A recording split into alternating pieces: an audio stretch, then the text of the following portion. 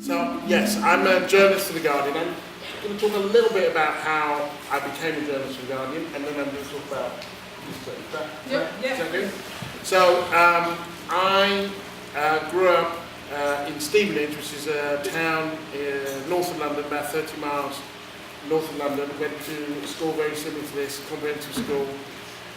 And when I left, I thought I wanted to be a translator. So I went to study French and Russian. Realised I didn't really like translating, but I did like words. And I was always politically active. And being politically active and words ended up with me going into something like journalism. And I actually came into The Guardian because I had these languages and they needed someone to read the foreign press and translate them early in the morning.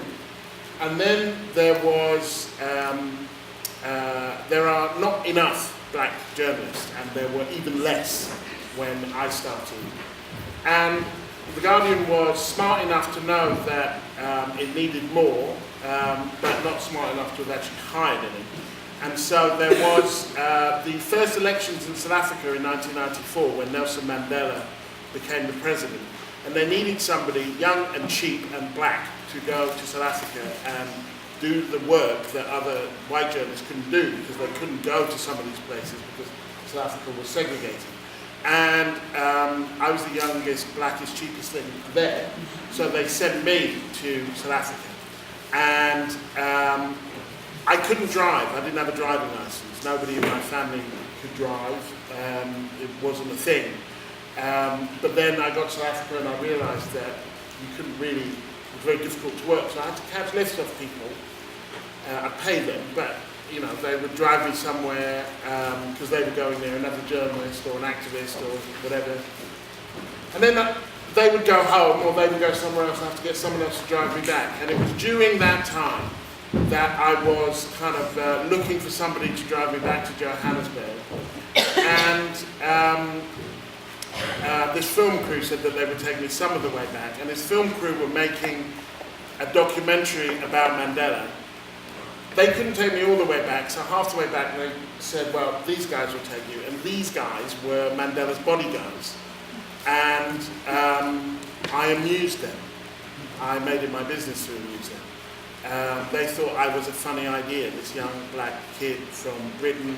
I'd been involved in the anti-apartheid movement. I had been a fellow traveller in the communist movement, as were they. I'd studied in the Soviet Union, so I studied Russian. And they kind of liked having me around. I was 25 at the time, it's quite young. Not obviously, you probably think that's impossibly old, but believe me, there are years after that. And so I ended up travelling around with them. And so I blundered my way into one of the biggest stories of the century with this ringside seat, basically travelling around with Mandela's entourage. I would see him most days. I had a bit of time with him on my own, and that's what got me my job at the time. And I've been there now for 23 years, during which time I've been an editor on the foreign desk, a news reporter, feature writer, writer for the magazine, and then I spent 12 years in America, and I just came back 2 years ago. And it was at the end of that 12 years in America that I wrote this book, Another Day in the Death of a Man. And the book is based on a very simple, if gruesome premise, which is that every day in America, 7 children, by which I mean age 19 or under, are shot dead on average every single day. And so my challenge was to pick a day, a random day, and then find out who these kids were. Now, in America, if there's a mass shooting, then sometimes it will get national attention. But for the most part, these kids die without... There's always something, but one of the kids in this book, he was killed in Dallas and he got 80 words in the local paper. It's not big news. Kids dying, kids being shot dead, is not big news, particularly if they're black or Latino and if they're poor. And So I spent 2 years, I picked a day at random, and then I spent 2 years finding out who these kids were. I talked to their families, their teachers, preachers, basketball coaches, anybody who knew anything about them, and I would say to the parents, I know how your child died, I would like to know how they lived, what they liked doing, what made them laugh, who they were. And so what you get by the end of the book, I hope, as well as there were 10 kids who got shot dead on this random day. What you get is a portrait of American youth, what it's like to be a teenager or a child in America. Now, it's a random day, not a representative day. So on a representative day, of the 7 kids who would be shot dead, 3 would be white, 3 would be black, 1 would be Latino, and every 3rd day a Native American or Asian American would be rotated into that. 2 would be girls, the young women. 2 would be suicides. The reason that this is possible is because America has very lax gun laws, which means it's very easy to own a gun. They actually sell them in supermarkets on the bullets too. And in many places you don't need a background check.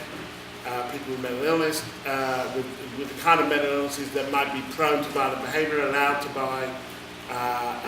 buy guns. And even if you're not allowed to buy guns, it's quite easy to buy guns. So lots of people have them. Many more people than would be the case here. And the youngest on the day that I chose was 9. I picked the day before they happened. So the whole idea of this book is that the day chooses the stories. I did not choose the stories. And then I tell the stories in the order in which they were shot. So, and the idea of that is, look, you pick a different day, you get a different book. But this is what a random day in America looks like. And I'm going to tell these kids stories. The youngest was 9. The oldest was 19 and just a few days short of his 20th birthday. On this day, random, not representative, 7 are black, 2 are Latino, 1 is white. All of them are male. And they fall all over the country, and America is a big country. From the west coast in San Jose, in California, to the east coast in Newark, in New Jersey, and in all sorts of places in between. The youngest, Jaden, who's the first to be shot on this day, is getting ready for school. And his mum has a deal: Jaden, if you're all the way up, if you've got your shoes on and you're ready and all of that, you know the score because you do it every morning, then you can watch TV. Like to watch cars over and over again. He liked to play Minecraft. Didn't have an Xbox, I don't think. But he liked to watch cars, and he liked to play Minecraft. Anyway, you can do whatever you want until it's ready to go. Jaden was up and he was ready, and he was talking to his mum about maybe how we'll pitch baseball next season when there was a ring at the door. Now they thought it was the girls up the road who would come over sometimes to borrow sugar or to get a lift to school, but it wasn't. It was Jaden's mum's ex-partner and the father of one of Jaden's brothers. Jaden opened the door like this so he could poke their head out and say boo. He thought it was these girls from up the road. Nobody came in when he opened the door and he was hiding behind, so he just poked his head out and back. Shot in the head and died. He died the next day. The man who did that, Danny Thornton, then raced off, going to a shootout with the police, and was shot himself. So that's how the day starts. Insofar as 9 other kids get shot dead, it doesn't get any better. One of the kids is shot at a sleepover. He's at his friend's house. He's 13, Tyler Dunn, in rural Michigan. And the dad leaves 4 guns out. And one of them, Edwin, is a bit of a ninny. He's always in trouble at school. He's silly, very immature. Quite sweet, I think, but very immature. And his friend, I can't remember what we call her, but she changed her name, Camilla.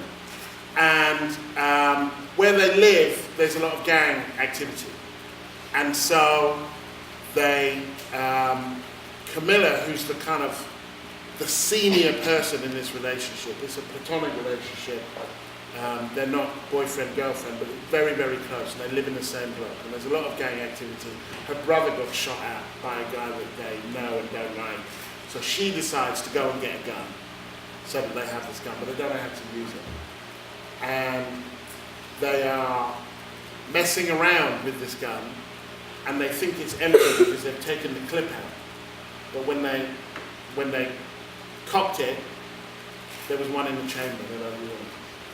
And so they're playing with it, he cocks it, nothing happens, she cocks it, puts it up against his chest, messing about, pulls the trigger, and that's the end of Edward.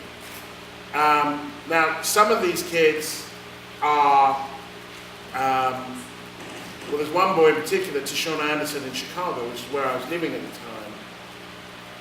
time. And his godmother says Tishon, her words, has bodies under his belt. Tishon was a killer himself. He was certified by the cops, a gang member.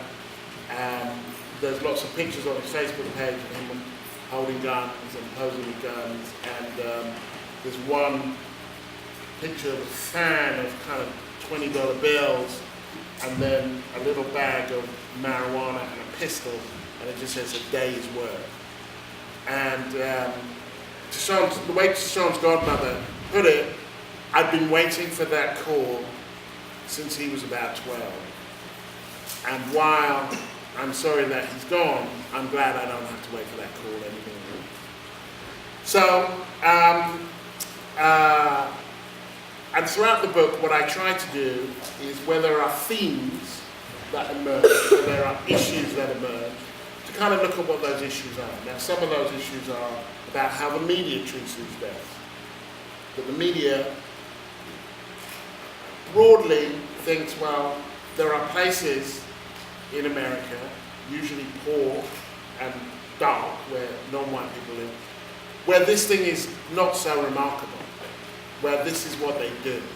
And so it's not really news. So a lot of the journalists that I call up and say, well, I saw that you reported the story, could you tell me a bit more about it? And I say, well, I didn't really follow it up, it's just not that surprising. We look at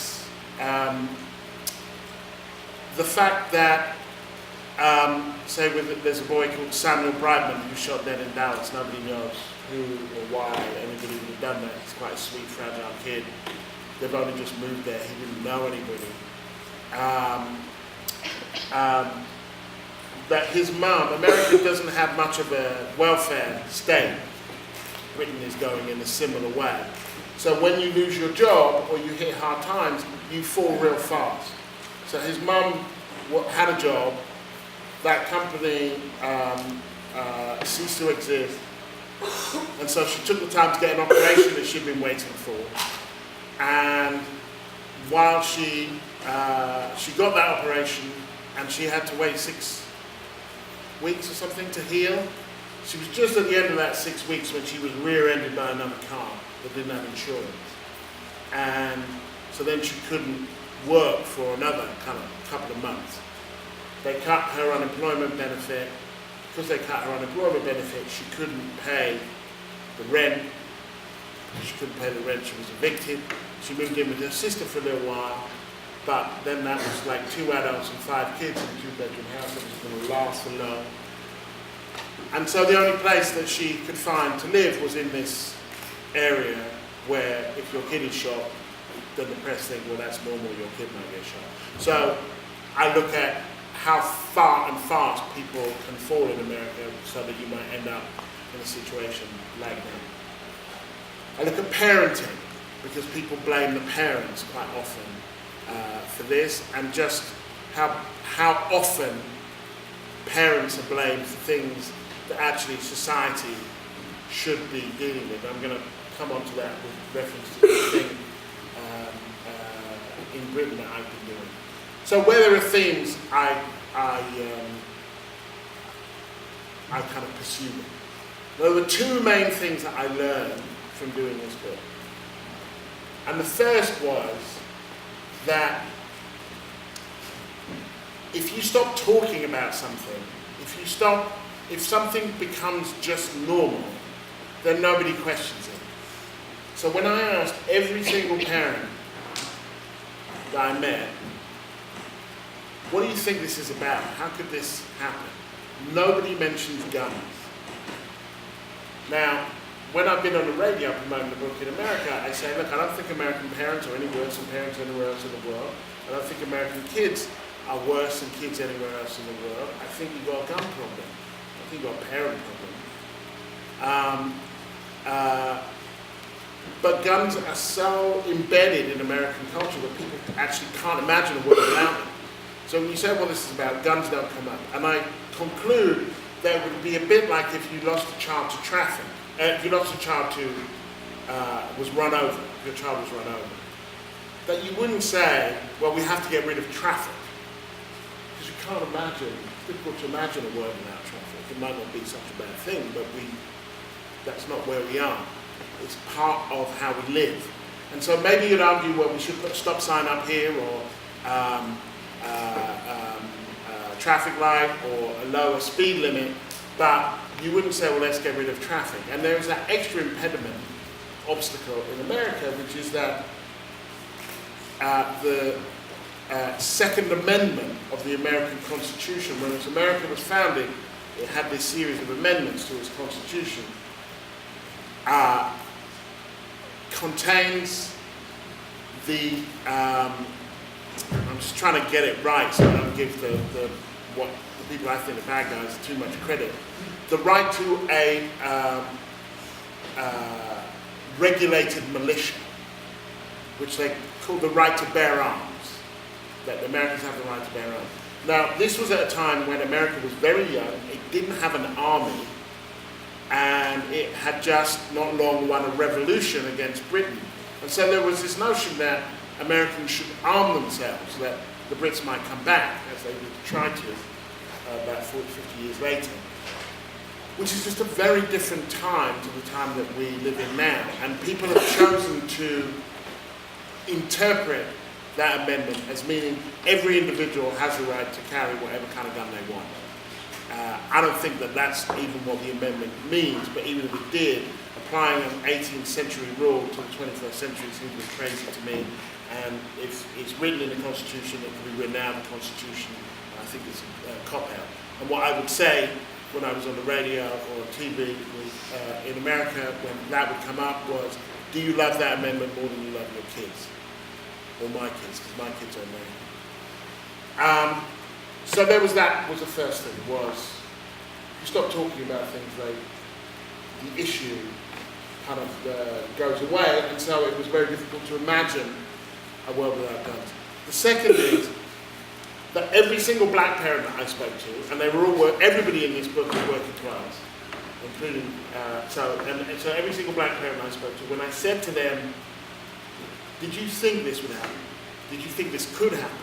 To a person, they say, yeah. So Samuel in Dallas, the boy whose mum was rear-ended, she said, I didn't think it would be him, I thought it was brother. Dan in Newark said, you're not doing your job properly as a black father in this city if you don't think your child can be shot.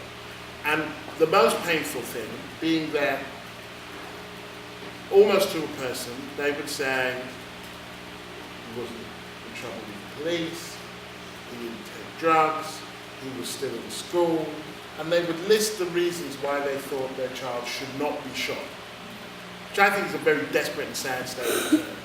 You shouldn't be making arguments about why your child isn't worthy of death. Now, after I'd written this in the States, and it was published in England, and I did some promotional work here, and people asked me, would you do a similar thing here? Could you do a similar thing here? And the truth was that luckily, it's quite rare for kids to be shot here. That you would be doing, I mean, it's 10 in a day there. We don't get 10 young people being shot dead in a year here. And I know that Britain is small in America, but it's not that small. And at The Guardian, what we decided to do, though, because it could get me thinking, was a project on knife crime and knife deaths. And so through this year, we've been doing this series called Beyond the Blade, which tracks all of the young people who have been stabbed to death. I think the last I looked, we were up to about 28 in Britain this year, more than half of which are in London, and looks at the themes that come out of that. And I guess I will end with a story from that, which is, I've been covering the death of a boy called Kwamari Serenkunu Barnes, who was stabbed to death outside school in Willesden in January. And I got to speak to his parents, who talked about the kind of kid he is. And the whole purpose with this book and with the Knife Project is to make these statistics people. So long as we're talking about numbers, it's easy to dismiss. And so long as we are talking, so long as we work in stereotypes, then it's easy to dismiss. But when these people become people, then we have to deal with it in a different way. And that, I think, is something, a contribution that I can make as a journalist. So I got his parents to speak to me, and I followed the trial. And we talked about the kind of things that Kwamari likes to do, and so on. I wrote one piece about the trial. That Kwamari was 15, and the boy who killed him was 15. I said, I don't know what justice looks like here. One 15-year-old dead, and there's another in the dock. And of course, you want the person responsible for the murder to be punished, but there's some broader collective failure that must have taken place for this to have happened. It's exactly the same thing that I said about Tashon, kid who killed, that children are a special category, because we do understand, for all that there is personal responsibility, that society has a collective responsibility for children. That's why there are social services and child courts, and so our children are different. And yeah, I said I feel like there's a broader collective failure that's already taken place. At the sentencing, so the boy was convicted. At the sentencing, his barrister read out a series of emails that his mother had written, the boy who killed. The first to her MP was called "Please Help Me Save My Son." She talks about him getting him the bad crown, that she was doing everything that she could. She, off her own bat, took parenting lessons. She asked to be moved because he was getting him in the wrong crowd. In one meeting with the local social services, she said either he's going to end up dead or there's going to be a body bag. She asked for mental health intervention. She didn't get it because he didn't meet the threshold. She said, if you're not going to move us, move him. So then she put him into care, and he was moved around the country, but then he stopped going to school. They wouldn't insist on his education. And this was the boy who ended up killing. And at the when I interviewed her, which was just 2 weeks ago, the piece went in last week, and she said, did the local council put the knife in his hand? No. He's responsible for what he did, and he should be punished for what he did. Did I try everything I could? Yes. I can't think of anything else that I could have done. But where we failed, yes. I warned them over and over again that this thing could break, and they kept really saying that they need to wait for it to break before there's anything that they can do. And I finish with that because these things, the way that they are often mentioned and talked about, it's as though we can't do anything about them, and it's not true, actually. There's an awful lot of things we can do about them. Scotland used to have the worst reputation in Britain for knife crime and for young violence, and they've managed to turn that around, and they've turned that around by addressing it as a public health issue rather than a crime issue, by realising that you can't arrest your way out of these problems, by ensuring that there's trust between police and communities, and by publicly funding the kind of interventions that would help it work. And so in, I'm going to say 2004, something like that, the UN produced a report, and Scotland was one of the worst countries in the Western world for violence, particularly youth violence, and it's not anymore. And it's not anymore because they made a decision to do something about it, and then they resourced that decision, they put money into that decision. There's no simple, single thing that you can do that solves these. Although in America, if you got rid of guns, that would make all of the difference. That would make much of the difference. But there's still going to be kids who do things they don't do. There's still going to be dangerous people in the world. But there's an awful lot more that we could do as a society to make sure that these things don't happen if we have the will. And sadly, at present, we have not shown that we have the will to kind of make this work. So I'll leave it there and take other questions. Thank you.